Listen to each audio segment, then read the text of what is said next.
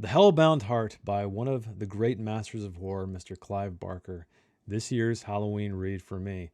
And this is also the basis from the film Hellraiser, which I watched again very recently, but I'll get more into that later in the review on maybe how they compare with each other. But oddly enough, they're more similar than they're different. But what was strange is that the book solves some of the issues I had with the film, and the film solves some of the issues I had with the book. And The Hellbound Heart is a much better title for the story, but I can understand from a marketing perspective why they went with Hellraiser. It's much more catchy. It's much more accessible, I think, for that time period as well as a new franchise. But what is the hook? What is the Hellbound Heart about? It's not just about Pinhead, right? Who actually isn't named whatsoever in this book, but it's about a man named Frank. And he is infatuated with all of the pleasures in life. He's unsatisfied even with the pleasures he has found, and so he seeks out Lemerchand's box. It's his puzzle box.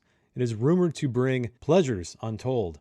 And he holes up in his grandmother's house, who is no longer there, of course. He solves this box, and it unleashes these strange demonic creatures called Cenobites, not Cenobites, and they usher him into a world of pleasure and pain, far beyond what he ever imagined. And sometime later, his brother Rory and his new wife move into this house, wondering what has happened to poor old Frank. But Frank isn't completely gone. In fact, he left a piece of himself behind, which I'm not going to spoil for you. You've got spunk! And that allows him to slowly bring himself back, piece by piece, to the real world, to bring horror and terror to this seemingly blissful marriage. So what did I think? Well, let us begin with character. So in horror films and books, I don't think we always think about character too much. And you can tell that Clive Barker didn't think too much about it here. There's really nothing special in terms of depth or development or anything like that, but I will give him credit that every character serves a very distinct purpose, and they reinforce the themes of the novel, which again is reinforced by the lore. And so I can appreciate the foresight here, how he tied the plot elements into, and the characters, what really is at the heart of this story, and the puzzle box, and pleasure and torture and pain, and these terrible, terrible creatures that wreak havoc on anyone who solves the puzzle.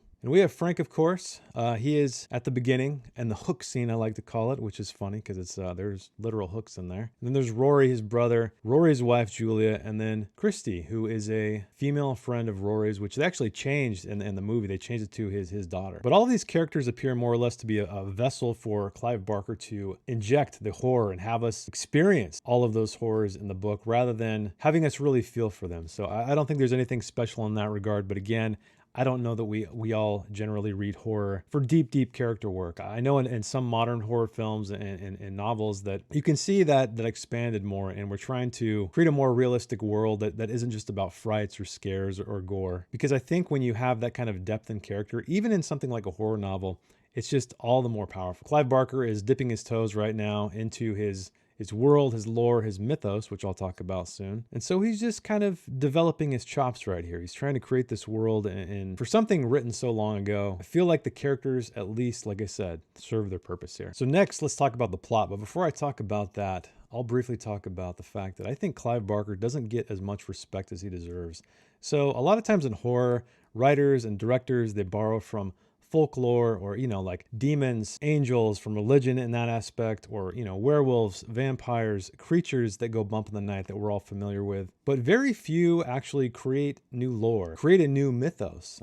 H.P. Lovecraft is one who has clearly inspired many generations of writers and directors alike, and Clive Barker is doing something like that here. So rather than serving up common religious tropes like angels, demons, and devils, pentagrams, and so on and so forth, he's creating his own thing with these odd, tortured creatures that step through this gate opened up by this mysterious puzzle box. And then they exist even in this strange dimension that is completely interesting. I remember as a kid watching this movie for the first time, just being blown away. And, watching it again now, it's pretty damn cheesy, but I can at least respect what he was trying to do, create something brand new that we hadn't seen. Sure, of course, the Hell Priest, quote unquote, is inspired by religious iconography or figures in that space, but he really turned it on its head and made it something completely new. So yes, there are religious connotations here, but it's really nothing like you see in any other property. And he's continued to develop that mythos over time with subsequent novels. Unfortunately, I don't believe he's ever really gone deep with the Hellraiser franchise, or the Hellbound Heart, I should say. I know he came out with a novel called The Scarlet Gospels. I think it was in 2018, which I haven't read yet, but I probably will, where we revisit this lore. And I know the Cenobites, I believe, were briefly mentioned in some of his other novels, but it was kind of strange to me because the film series had such a high success rate. I mean, it kind of devolved into absurdity like most horror franchises do, but I'm just surprised he didn't develop it further in fiction. But he was in film for a very long time, and so I think that maybe that was taking up more of his time. But I was supposed to talk about the plot, wasn't I? Well, the plot works. I mean, I think it works, scene to scene. It's never boring. There's some truly horrific elements in this book, but unfortunately, a lot of it's marred by really cheesy dialogue, which I'll talk a little bit more about in the writing section. But again, I think it's important to bring up that the plot really reinforces the themes, not only of the novel that we read, right, in terms of like what's between the lines, but actually what the story elements are, right? So we have this box that is supposed to grant the person who solves it untold pleasures, and the characters really represent those things, right? Lust, infatuation, pleasure, which you honestly don't see in horror that often, even now, I feel like. So I can appreciate the fact that the plot and the characters were very well intertwined here, including the themes. But as I said, the plot was more or less enjoyable. There were some interesting sections that felt a little bit too sped up, like there were some things omitted, and then others that felt like they meandered a little bit, which is kind of strange for such a short story. It almost feels like that if this would have been turned into a novel and literally fleshed out, see what I did there? There could have been some benefits, I think, to my overall enjoyment, though I did enjoy it. All right, let's move on to the writing itself, or as I like to call it, the cinematography of the novel.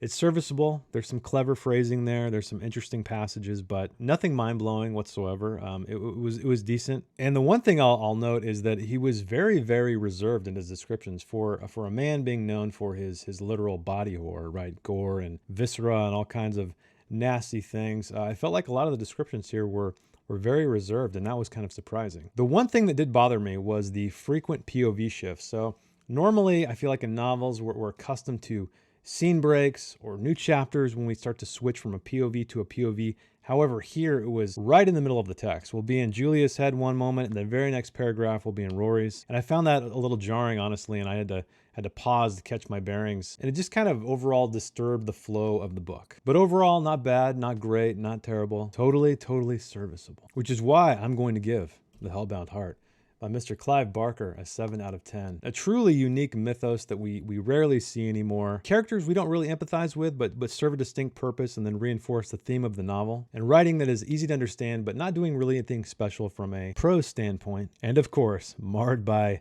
cheesy dialogue, which I'll give you one line, 3 words only. Come to daddy. But have you read The Hellbound Heart? Have you seen the film Hellraiser? I'd love to hear it. I'd love to hear if you enjoyed this story. I read this story many years ago, so it was cool to revisit it because I had no memory of it whatsoever, because I think it was like 20 years ago, other than the fact that it was kind of interesting how Pinhead was not the main Cenobite, or the quote-unquote leader male Cenobite in the book, so it was kind of cool to see how he changed the roles for the film, honestly. But if you'd like to see my own writing and heckle it or enjoy it, check out the link in the description. You can see all my books there. And thanks for hanging out with me. If you're looking for something creepy, gory, or maybe a little bit of both, that is a quick read, then I think you'll find something to enjoy here. Thanks for watching, and I will see you in the next one. Bye. We'll tear your soul apart.